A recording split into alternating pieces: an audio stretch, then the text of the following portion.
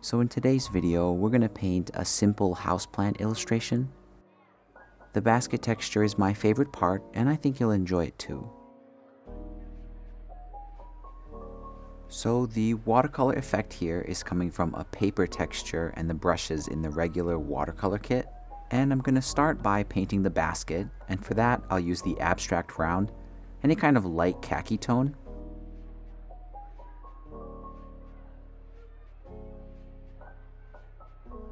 And after that, I'm going to change my brush to the hard edge round brush and a slightly darker color. And I'm just going to go in there and do this very tight and light kind of herringbone pattern.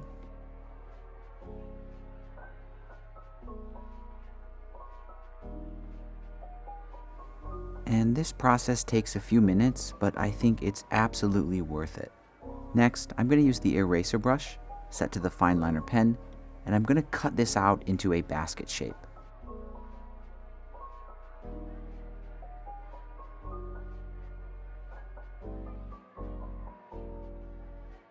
Now I'd like to make the opening of the basket darker, and I can do that easily with the freehand selection tool, and I'll just make an oval selection like this.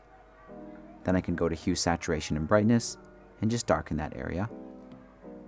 And after that, I can change the brush to the fine liner pen and use a very light khaki tone to do all the rim details.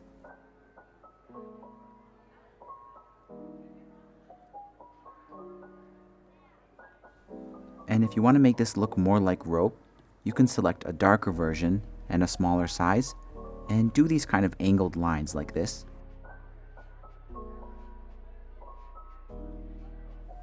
And this basket looks pretty good, but I think it's too crooked, so I'm going to fix that with the arrow tool set to warp. Then I can just kind of bend and shape this and make it a little more balanced. Next, I'd like to make this basket texture a little bit softer in some areas, and that's easily done with the selection tool set to freehand. And I'll make a random selection like this. Then I can feather it out quite a bit, and if you watch that area and select Gaussian blur, you can see by kind of tapping and sliding, I can just blur and kind of defocus that area, and it gives it a really nice soft watercolor look. And I'd also like to add a shadow on this basket, so I can do that with the selection tool again, and I'll just make a selection that covers the shadow area like that. I'll feather it out a little bit, hue, saturation, and brightness, and I'll just darken that side. And for the highlight, the process is very similar. I'll just make a triangle-shaped selection in the highlight area, feather it out again, and this time I'll just brighten it. And now that the basket is done, I can move on and paint a very simple Pathos Plant. And that's going to be on its own layer, so I'll make a new layer above everything. For the color, I think a dark bluish green looks nice.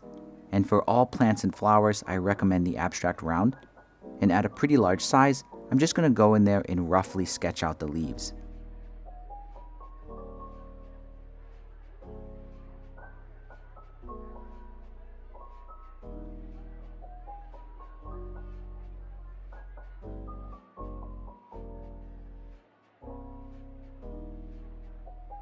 And I think that arrangement looks pretty good.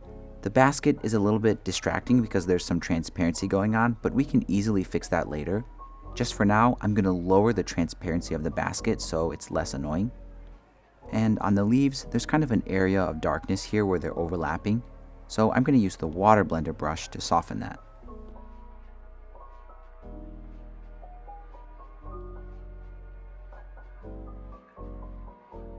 And to finish these up, I'm going to use the fine liner pen and a darker green tone to do all the stems.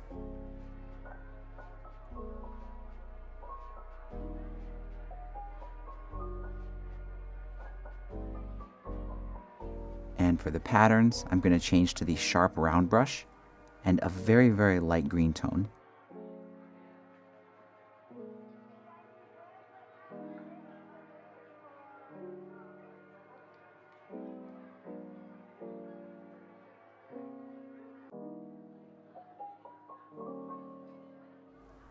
And once all the leaves are done, I can change the transparency of the basket back up to 100%, and we can fix this transparency issue. And what I recommend doing is basically erasing the basket wherever the leaves are covering it. So to do that, make sure the basket is selected. Then you can use the eraser brush, set it to the fine liner pen, and we can erase the basket this way. So I'm going to carefully erase it underneath each leaf.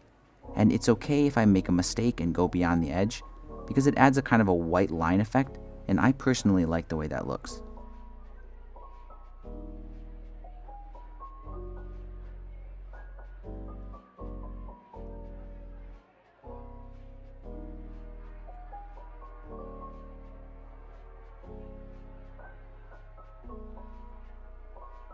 So in my experience, you don't need to do the erasing like super precisely.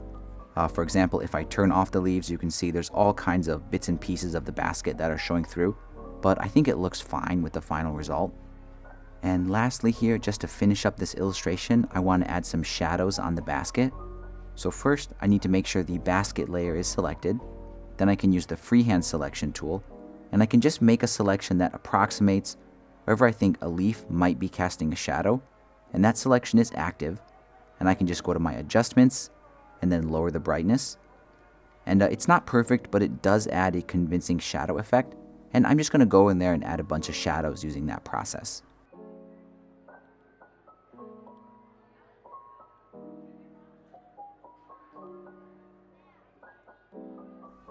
And when it comes to shadows, I think it's totally fine just to go with what feels right.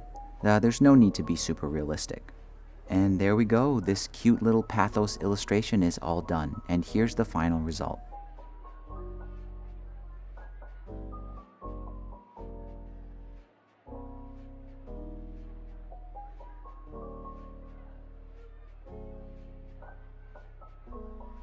So I'd love to hear what you think about a sort of simple but more intermediate level illustration tutorial like this. If you think I've earned it, please give this video a like and subscribe to the channel if you haven't already. Thanks again for all your support, thanks for watching, and I'll see you in the next video.